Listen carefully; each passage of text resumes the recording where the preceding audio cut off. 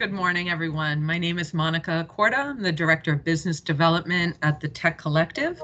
For those of you who are unfamiliar with our organization, we are the IT Industry Association for the state of Rhode Island. So we provide for those in IT various trainings, bits of information like today's wonderful presentation by Karyn, as well as opportunities to connect with other like-minded people through our open source and agile and CIO groups.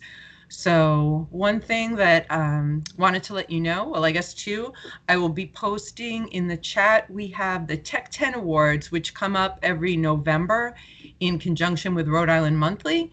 We nominate those people who really work hard to make change in technology, who are behind the scenes, those folks who make our application and our day run that much more smoothly.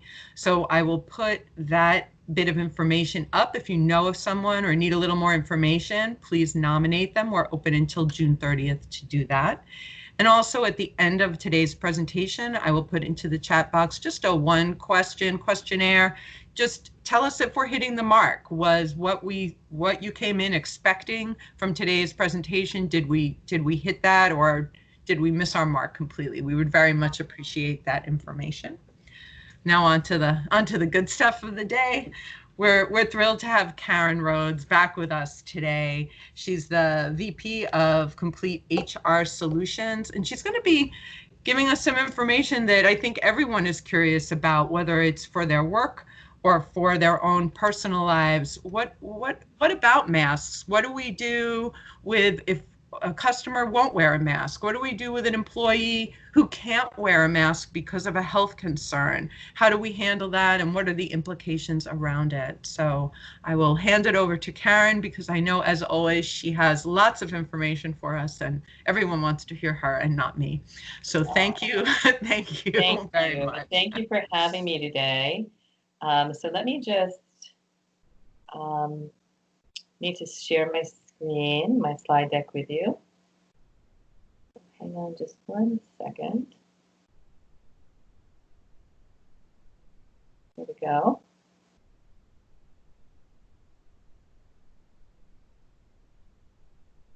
I believe this is the correct one, right? Okay. Can you guys see that? Good. All right. So yes, so we've been talking everything COVID for the past couple of months, and it is very overwhelming, very daunting. I have return to work toolkits for companies, and we were just saying, you know, at the end of those trainings, people are just silent because it's just so overwhelming trying to understand the guidance from the CDC, OSHA, EEOC, state mandates. It is very overwhelming, and there's a lot to it. So if you feel overwhelmed, you're not alone, but hopefully we can help walk companies through it. So this obviously is a big topic, people refusing to wear face masks. So we're going to just go through this today and the guidance around it. So some states have mandated employees and customers of some or all businesses wear face coverings. So these are the states. Now, as you've been seeing, we're seeing explosions of COVID in other states, Arizona, Texas, California, Florida. This is changing now. As we see explosions in those states, some of those states are now mandating mask wearing indoors, some are indoors and outdoors. So this is changing rapidly. You know, there's a lot of reasons why COVID is exploding in those states. A lot of people were not wearing face masks, were not social distancing, going to bars and so on. And so now we're seeing exposures as a result of that. And then these states have encouraged customers and employees to wear face coverings. Again, some of these states may be changing to mandatory. So we will see how that goes as we go through time. So there's some considerations that we need to think about regarding people that have disabilities and face coverings. And so they do have some protections through ADA, which is the Americans with Disability Act. And that's what we need to be concerned about. So the ADA says discrimination includes imposition of eligibility criteria that screen out or tend to screen out people who have disabilities unless doing so is necessary for the provisions of goods and services. So requiring a face covering may exclude someone with a certain disability, such as breathing, claustrophobia. Somebody could have COPD, they could have severe asthma, whatever that is. So it could exclude those people, which is prohibited under ADA. So certain questions we need to ask ourselves, well, does a state law or local law make it necessary to wear masks? So if the state mandates, Massachusetts, Rhode Island, mandates the wearing of mask, and Connecticut, is that then necessary? And I would say yes, it does. The CDC has given guidance. Your states have required this. The interesting thing about Connecticut is, so we were talking about in employment, if an employee does not wear a face mask and they tell the employer that's because of an underlying condition, like one of these, that you cannot ask that employee to get a doctor's note verifying that. In Rhode Island and Massachusetts, you can, in fact, ask them to bring in a doctor's note that tells you that they can't wear it because of those reasons. And then another question, does ADA trump state and local law? That's a very good question. So a lot of states have individual laws that look similar to ADA. You can't discriminate against people that have disabilities. So we need to actually look at the combination of the law, the local law, and the ADA, and apply whatever law or statute is the most generous to the employee. That's generally how we do it. So most businesses need to make a reasonable accommodation to permit participation. So we can't deny somebody from coming in potentially and shopping, for example. So what would a reasonable accommodation be? Maybe going on a website and ordering what they want and then have a drop-off or curbside pickup so that person can pick up the material. So when we talk about reasonable accommodations, how are we going to accommodate people if we're client-facing, customer-facing, that are not wearing the mask? You know, as we know, I wear it to protect you and you wear it to protect me. So if somebody's not wearing it, there could be potential exposure, and that's the concern. So if we're excluding people that have disabilities, we still have an obligation under the ADA to offer, again, remote ordering, curbside pickup, alternative shopping, so on and so forth for those customers. So ADA permits exclusionary or discriminatory, in fact, if doing so prevents a direct threat to the safety and health of others. So I think it could be reasonably assumed that if somebody is not wearing a face mask and they're closer than 6 feet away from me, they could potentially pose a direct threat to me and my health. And so that is going to be that's going to be problematic. That significant risk or serious harm or injury could come of people not wearing face masks. We need to look at it on an individualized basis. So why is that person not wearing a face mask? If they're in employment, we would want to have a reasonable conversation with someone and ask them why they're not wearing a face mask and see how we can accommodate that person. Accommodation may be that that person has to continue to work remotely and can't come into the work environment. Reasonable accommodation could be we move that person to an office by themselves and they're not around anyone else. So we need to figure out how we're going to accommodate that in a work environment. It's also based on reasonable judgment that relies on our current medical knowledge and best available evidence that we have. Our current medical knowledge is that we wear the mask, we're preventing the spread of COVID-19 to other people. So that is affirmative, and we know that for sure. So we want people to weigh in all of these different factors. What's the duration, the nature, the severity of the risk, the probability that potential injury is going to happen, whether you need to make modifications to your policies, your practices, procedures. You want to think about all these things and how you're going to mitigate risk. So in addition to all of the other things that I've talked about over the past couple months in opening up a workplace and steps you need to take, this is now another consideration that we need to take is if somebody is not wearing a mask because of a medical condition, what is the risk to other people and how are you going to mitigate that risk? So we were talking earlier about even churches. So if you have people coming to the church and they potentially are closer than 6 feet and they're not wearing a face mask, what is the risk that that person poses to other people in that area? Again, you may need to section off a part of the church and have people stay in that section that cannot wear face masks. So we need to sort of engineer this. And the whole key is that we consider all of these factors, we document that consideration. So again, I'm recommending everybody keep a COVID file, every employer. And this is one of the considerations you want to keep in that COVID folder. What is your consideration and modifications for people that cannot wear it? Now, we have other people who are saying, I'm not wearing it because the government is telling me to wear it, and it's against my right as an American citizen. The government is not going to tell me what to do. Okay, we still need to protect our employees. We need to protect our workplace. And if somebody's refusing to wear the mask for those kinds of reasons, again, we need to see if we can accommodate them, or maybe they just don't work. But we cannot just expose other people because someone just doesn't feel like wearing it. Okay, so we need to take that into consideration. So employee safety has to be at the forefront here. So a customer's or employee's refusal to wear a face covering may be an employee safety issue for two reasons. Obviously, less protection against the spread of COVID and potential for workplace violence. So we are seeing a lot of issues with violence in the workplace because of this. We're seeing clients or customers physically attacking retail workers. We're seeing, swearing. We're seeing people accusing other people of trying to kill them because they're not wearing a face mask. And so it's escalating in a work environment. So we want to make sure that employers are prepared. We want to think through this prior to this case situation happening and be prepared to try to de-escalate and just have a good understanding of how you're going to handle those people that refuse to wear masks because they just don't feel like it, as opposed to those people that don't want to wear it due to a medical condition. So OSHA has a general duty clause.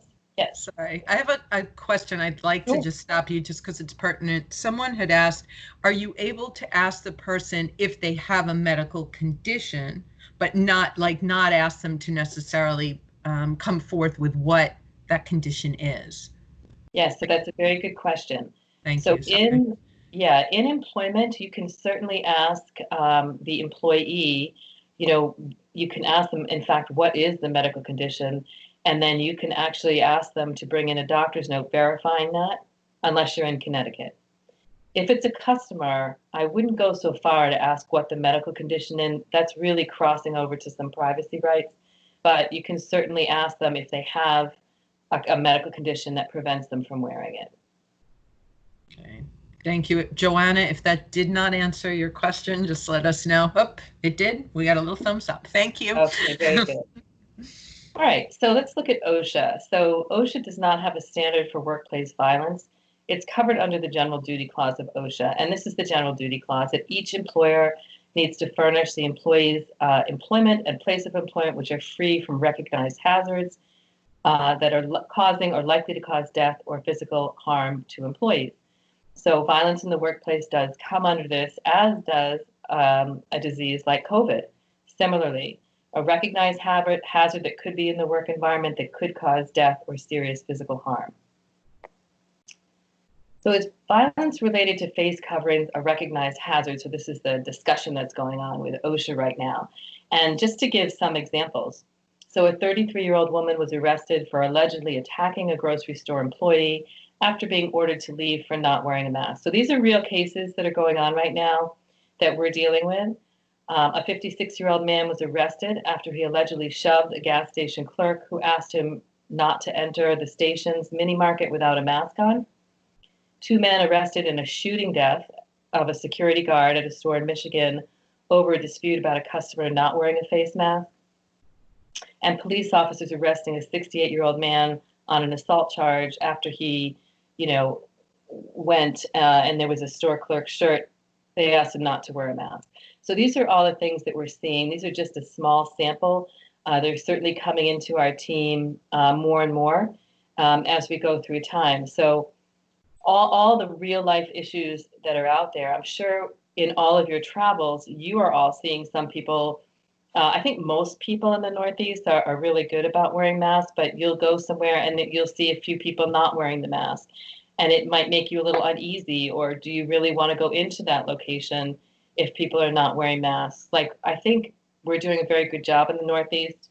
I think that the places in the South and the West that are having explosions of cases, people are not wearing masks. If you're watching the news, you're seeing them interview people who are just saying, no way, there's no way I'm going to do it, unless it's required, or I'm just not going to wear it at all, which of course is helping to spread COVID to other people. So we should consider a workplace violence plan. As these incidents become more commonplace, OSHA will consider them to be recognized hazards. They do, in fact, now. And we just want to make sure, again, you know, the big part of HR is that we're thinking through situations prior to them happening so that we have a plan in place when they do happen.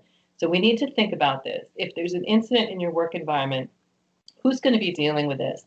Have a written plan. How are you going to handle people that are becoming violent or becoming concerned about people not wearing masks? How are you going to handle the people not wearing masks? Train your managers, train your employees, perhaps on what your plan is, and maintain those records. Again, you want to keep that in your COVID file. But this way, if your management team is prepared and understands the approach and how they need to handle these situations, the company is going to be in a much better place. And, you know, violence in the workplace can get very bad. There are about 18,000 fatalities or more each year on a normal year with violence in the workplace. So this is just going to push it even higher. And if people are getting out of control, you know, you need to call the police and have them come in and help with the situation. That's what they're there for. Okay, hang on 1 second. All right, so we want to minimize violence before anything happens. So signage is very important. So you should have signage in your work environment, either laminated posters or you can print them off the internet, either way. But they should be information and directives for customers to take pressure off. How about the exterior, the interior, etc.? We actually have these cool window clings that we're selling now. That one is like social distancing and the other is wear a face mask. So you can put them right on your door coming into your business. So you need to have information for your customers on what your expectations are in keeping other people safe. So make sure that you do have signage, and then training and instruction for your employees. So if you're in a retail organization, you want to make sure you train your employees on what to do if somebody becomes violent. How are you going to mitigate that? You know, are you going to allow those people to come into your store or not come into your store?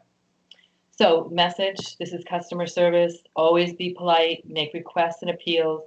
So demanding somebody put on a mask may result in violence.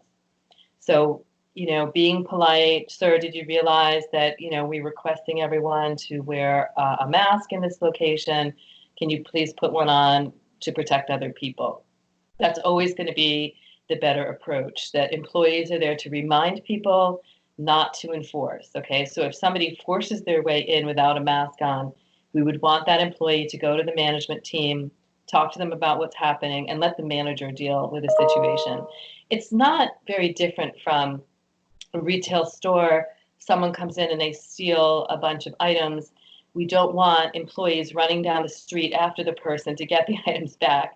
We want them to talk to the management team, who then may call in the police, okay? So it's similar. We want employees to make sure that they're always in a safe place and not putting themselves in danger, all right? So they're there to remind, not to enforce.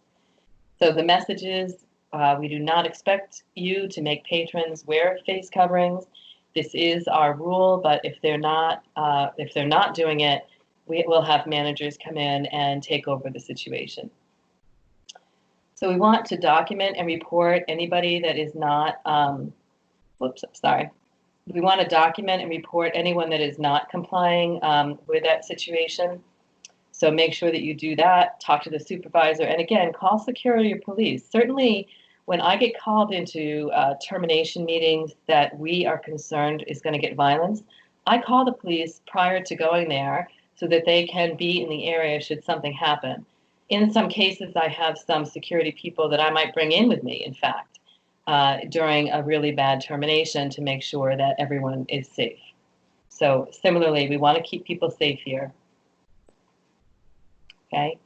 So instruct employees to lessen the opportunity for challenges or violences. So don't stand in front or block entrances. So don't do that. That gets people very upset. You know, even I know the elderly shopping hours, like whatever they are at the store you go to, but I've seen myself a couple of people who've gotten very, very upset because they can't get into that store before 9 o'clock and they're not over 65 or what have you. And somebody is physically blocking them and asking them why they're coming in. That is probably not a good idea. I think the best approach there is just to remind people that these are the elderly shopping hours, post it on the door, have someone just there reminding people. But whenever we're blocking or stopping, people are going to get upset and they might start to get violent. All right? Control access, label some doors as exit only so people aren't coming in where other people are exiting. Never, ever touch another person. So some people, when they start escalating, if somebody touches them, they will absolutely get out of control. So we don't ever put our hands on other people. Try not to joke about the situation. I mean, this is a serious situation. You know, somebody could potentially, if it's me, expose me to a disease that could cause me great harm. And there's nothing funny about that. And there's nothing really funny about wearing masks. None of us want to do it, of course. None of us want to do it. We all need to do it for each other. So I need to protect my neighbor needs to protect me. We don't want anybody to threaten anyone else. I'm going to call the police if you don't put that on. Like, that is not the right approach, okay? Again, we just want to remind people and then let the management team take over and decide how they're going to handle the situation. Don't respond aggressively to verbal assaults. I know it's really hard not to do that, but you will only escalate the situation. If somebody is being verbally aggressive towards someone else, you want to de-escalate the situation.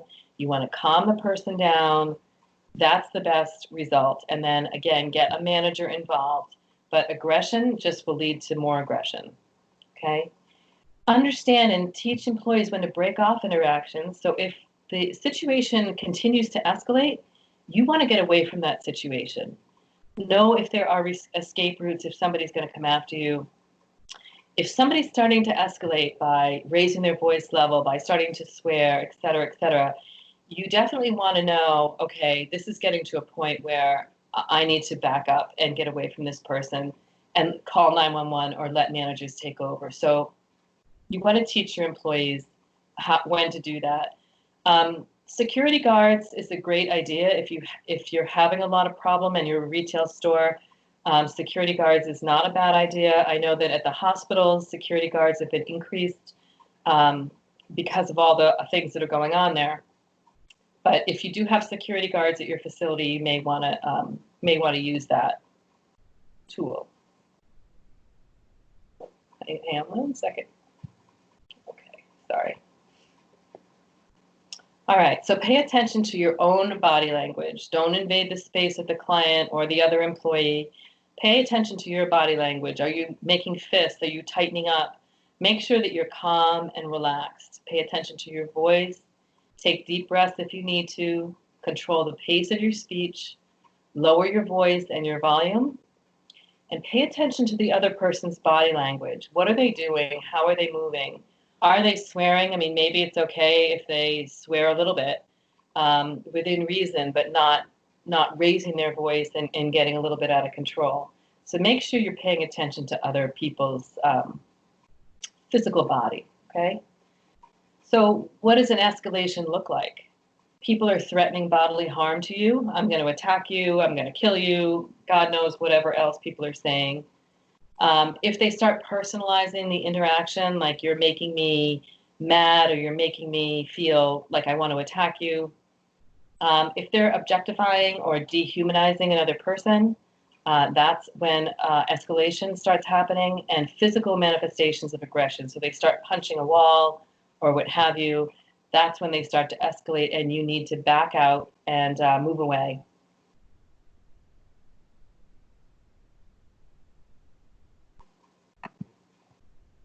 Okay. So our bodies inform our brain of what's happening. And there's ways to tell if someone is closed or untrusting or escalation starts to happen. These are some body signals. In the HR world, a lot of us have been trained on this, so we're pretty good at understanding when people start to escalate. Their arms are crossed, they're not looking at you, they don't have good eye contact, they have a negative facial expression, their body or head is angled away from you, they're clenching their fists, they have rigid muscles. These are all signs that someone is starting to escalate, and this is when you need to look out for your own safety, back away from the situation, bring in a manager or someone in authority, and get yourself out of that situation. So there's some examples that I put in here, and I'd like you to unmute if you have. I'd like you to sort of be interactive here and unmute and let me know what you think about this. This isn't just me speaking at you. I want to know what you think about these. So this is one example. So you're outside of a restaurant, a customer in the line outside a restaurant, an older woman, she doesn't have a mask on. She's saying she has a medical condition when asked by the staff member outside why she's not wearing a mask. Can the staff member ask the customer what her medical condition is? And can a staff member demand written proof of the medical condition, such as a doctor's note? What do we think? I know we have some response in the chat. So Joanna had said no on both counts. I'll put in my vote with Joanna. Okay. No one else says, Creo said no. Right. Good. So, right. So the person is saying that they have a medical condition, right? So you don't want to ask what somebody's medical condition actually is. That is really violating privacy rights. And we certainly don't want to demand written proof, such as a doctor's note, for a customer coming into a restaurant or outside of the restaurant. Now, if it's an employee, that's a little bit different. So we would have someone who handles HR at the company, whoever that is. We would want them to ask the employee what the medical condition is. And then we might, in fact, want to get a doctor's note that just verifies that. And once we have that information, then we can see if we can reasonably accommodate the person and how we're going to deal with them. Okay. So now we're inside of a grocery store. So we have two customers, two 30-year-old men walking around together without any mask on. Should a store employee confront them? If so, how should they handle the interaction with the customers in a safe way? Should they ask the customers to leave if they say they won't wear a mask because they were making a political statement? What do we think about this one?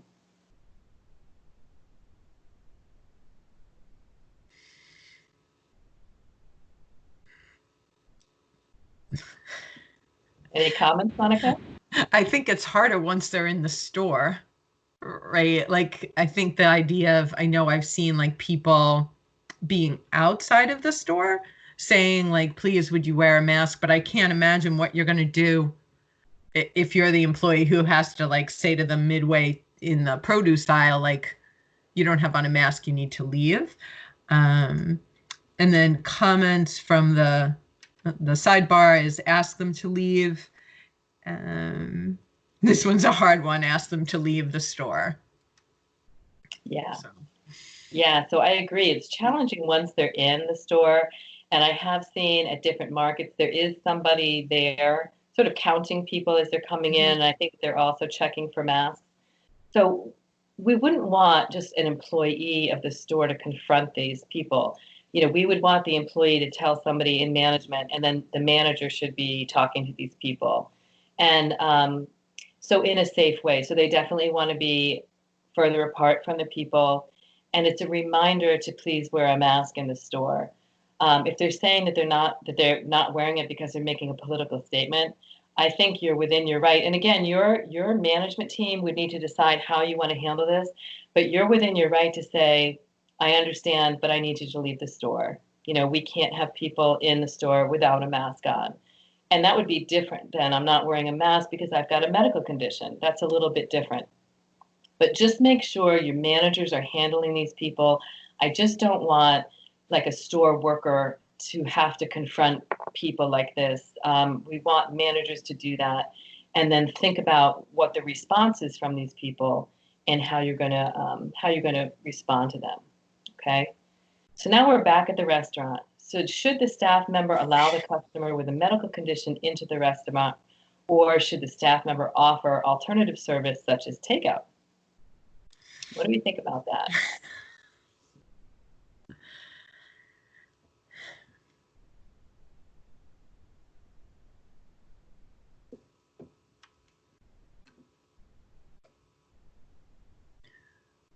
I think I'm realizing how difficult, right, some of our service workers' jobs are, right, to be put in this type of position.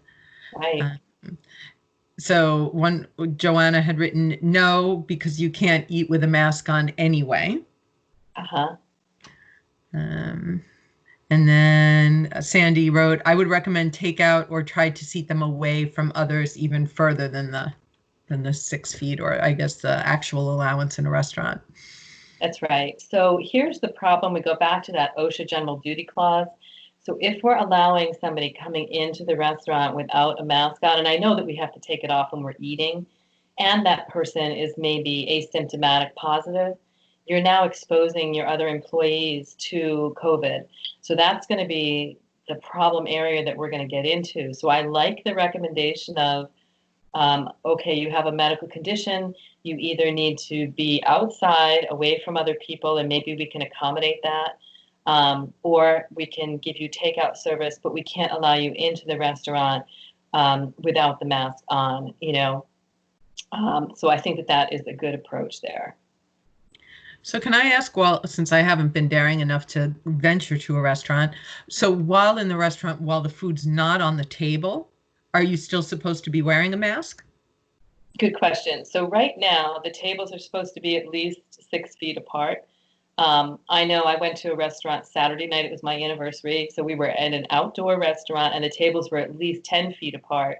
So we felt very comfortable not wearing the mask while we were sitting at the table talking, and nobody else was. But then when people got up to leave, they put their mask on and then they left. So I think that as long as the tables are far enough apart, which the restaurants are supposed to be doing, I think you'll be okay not to have it on. So now we're back at the grocery store. So assume store personnel ask the customers to leave, but they refuse and walk away laughing.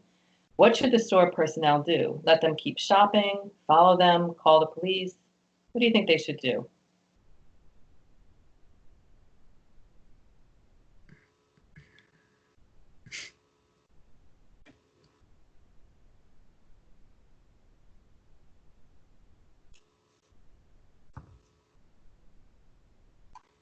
It's a very quiet group. I mean, you did ask them to unmute.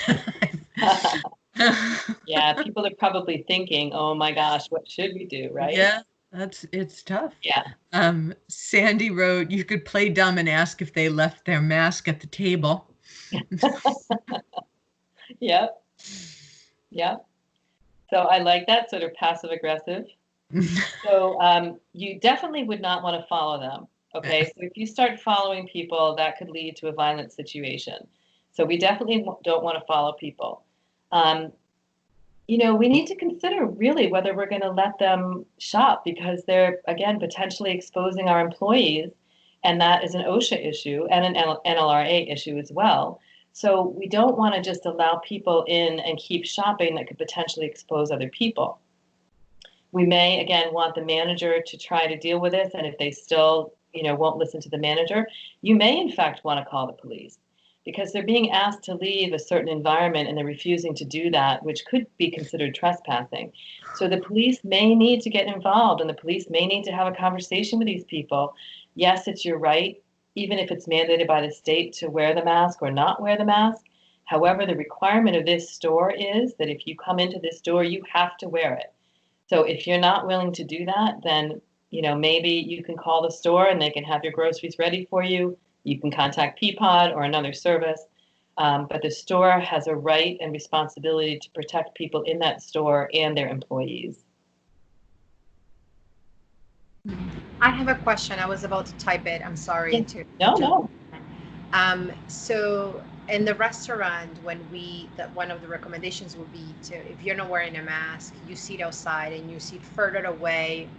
Instead of 6 feet, we put you 10 or 12 feet away. Is that customer then be able to complain that they feel targeted because the requirement is only 6 feet. Now you're isolating me from other people. And is that right? Like, are we able to, so the law only says 6 feet, and so now you're putting me 12 feet apart from someone. Is that something that can be seen as a, why am I treating different? So it goes back to that ADA and the OSHA, and right under ADA, so you can't treat people differently that have medical conditions because that's violating the ADA. However, because of the risk of spread of the disease, it's actually okay to treat people differently because of this. So, and you can explain that to the person that, you know, we need to seat you further away because you're not wearing the mask, and we need to protect other people. The state has mandated this as well, so it's a state requirement, and that's the reason why you're doing it. Okay, so we have 2 customers in line, a young couple without masks wearing Free Michigan t-shirts.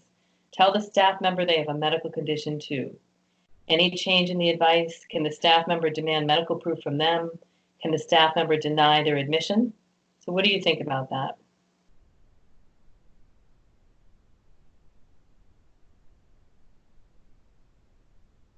Probably silence, right? So it's obviously indicated they're wearing this t-shirt, Free Michigan. We need to open. I'm not gonna wear a mask, and I'm just gonna say that I have a medical condition. So do we change our advice in this case? The answer is no. We don't change our advice. If they're saying they have a medical condition and that's why they can't wear the mask, we're gonna put them further away from people. Maybe they have to do curbside pickup, whatever it is, but we're not gonna allow them around our other staff member or other people because it's mandated by the state. So can the staff member demand medical proof for them? The answer is no. It's not a good idea to demand medical proof. You really don't have the right as a employer or client facing to demand that from non-employees. So you can't really do that. And should they deny admission to the restaurant? Well, again, it depends. I mean, can you keep those people further away from other people and your employees? If you're able to accommodate that, maybe you allow them in. If you're not able to accommodate that, maybe you deny them admission. The rule is you have to wear a mask into the restaurant. You can see how tricky these situations are going to get, right? And how people are going to start getting mad because somebody like a Free Michigan t-shirt, they've got an agenda. They've got an agenda, and they're going to be saying, I demand admission into this. You can't stop me from coming in. I'm a free American, so on and so forth. So these situations can get a little tricky.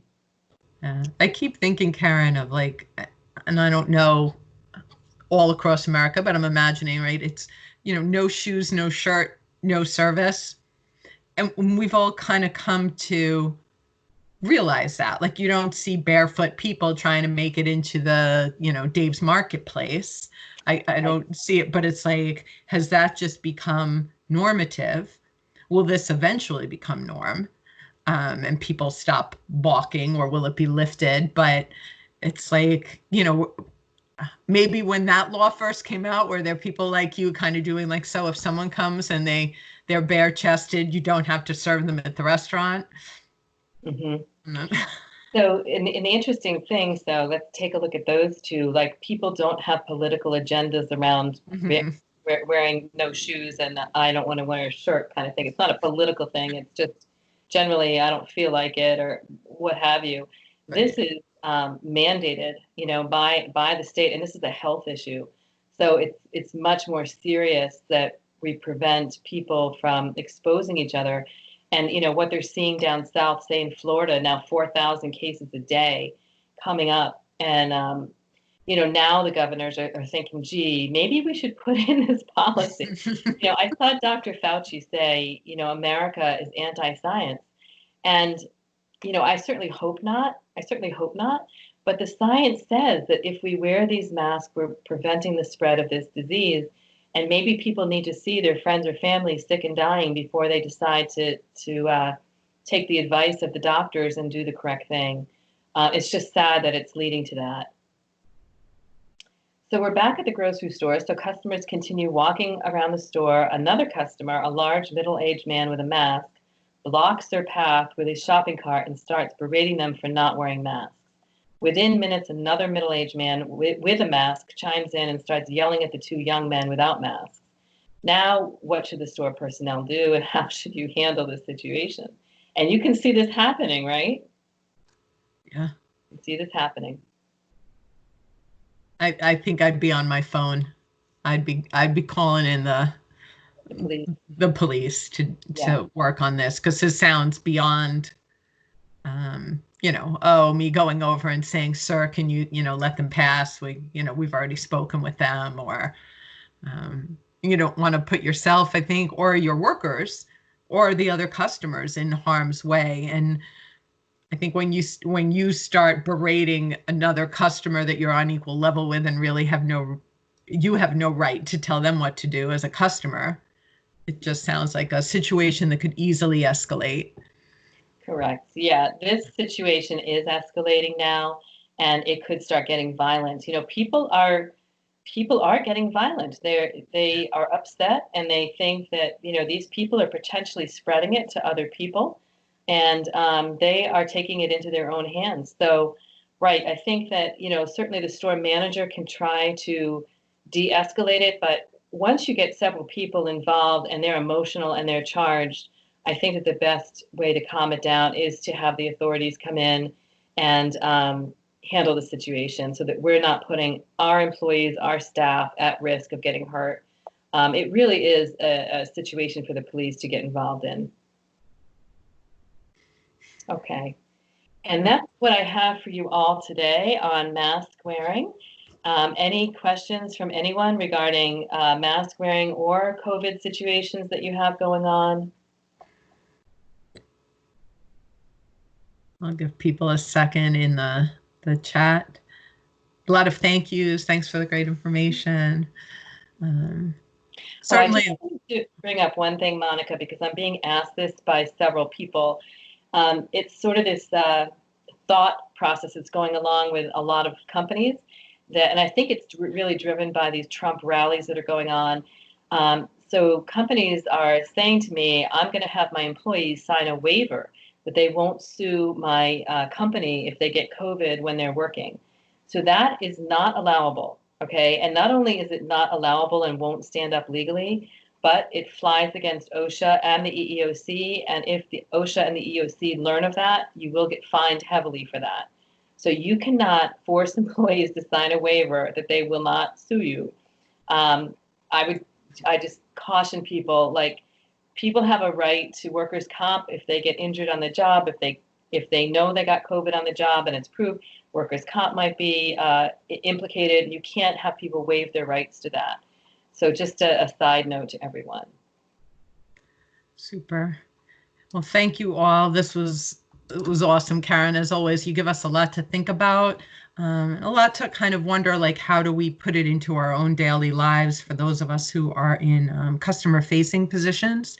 So I did put into the chat that one questionnaire, if people would just take the time just to kind of rate where this is. It's less than a minute of your time, just so we can get an idea of what you're looking for. And just thank you to Jana and to Creosa for arranging this and getting you back again for us, Karyn. As always, a pleasure. And now we can all go back to our lives and think a little bit in that feeling of wow, I think for me, the realization of what are we asking a lot of our essential workers to handle, which is certainly a lot more responsibility than their minimum wage job necessarily asks for. It's a very quickly changing workplace as well as living place, and just how do we navigate it most easily and in compliance. Yeah. So there's actually a couple more questions. I don't know if you have the time. I don't know if you see them in the chat. One was about the recorded version being sent to the participants. And the other one was going back to, I guess, the signed agreement. Sandy was saying that there's many doctors, hairstylists, barbers, chiropractors, and acupuncture people are doing the same agreement. Yeah, it's not allowable. So please spread the word to other people that first of all, it's not going to hold up in court. So if you have somebody sign that and they get COVID and there's a death or a serious hospitalization, it's not going to stand up legally. You can't ask people to waive their rights to that. Secondly, if OSHA audits or there's a problem with OSHA or the EEOC, there are going to be fines levied. And I think that this sort of idea started percolating when, Trump, his rallies had people sign a waiver. That's very different. That is a voluntary, somebody's going there voluntarily. Would that even hold up in court? I'm not sure. I am not sure. But you certainly cannot have your employees signing a waiver saying that they are not going to come after you or sue you for unsafe work practices and so on. That's going to get you into a lot of trouble. So if there's a case coming and the suit progresses into court, the employer is going to be in some hot water.